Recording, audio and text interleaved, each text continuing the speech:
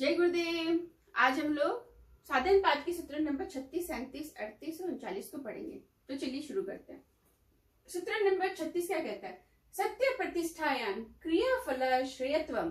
कहते हैं सत्य के प्रतिष्ठित हो जाने पर, प्रतिष्ठित का मतलब उपस्थित हो जाना, सत्य का अपने स्वरूप के अंदर 100% उपस्थित हो जाना, जिससे योगी को शक्ति आती है, सिद्धि प्राप्त होती है। तो क्या मिलती है?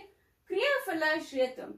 वो जो भी बोलता है योगी, जो भी करने को कहता है, वो पूर्ण रूप से सामने वाला प्राणी करने लगता है, कोई मना नहीं कर पाता। जो फल वो बोलता है वो फल की प्राप्ति हो जाती है उन प्राणियों को।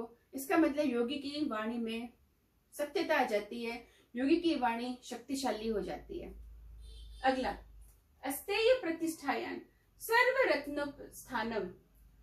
जब अस्तेय की सिद्धि हो जाती है, 100% उपस्थिति हो जाती है, तब साधक को जो मूल्य से भी मूल्यवान रत्न होते हैं वो सारे उसके लिए उपस्थित हो जाते हैं। ऐसा महर्षि पतंजलि जी कहते हैं। ब्रह्मचर्य प्रतिष्ठायान वीर्य लाभ है।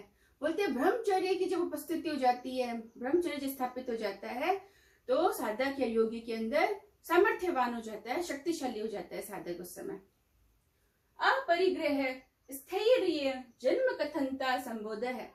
बोलते हैं जब अपरिग्रह साधक का सिद्ध हो जाता है, जब अपरिग्रह पूर्ण रूप से 100% अपने स्वरूप में उपस्थित हो जाता है, अपने 100% उपस्थित हो जाता है, तब वो भूत के, वर्तमान के और भविष्य के तीनों जन्मों के बारे में जान लेता है, तीनों जन्म की ज्ञान प्राप्त कर लेता है।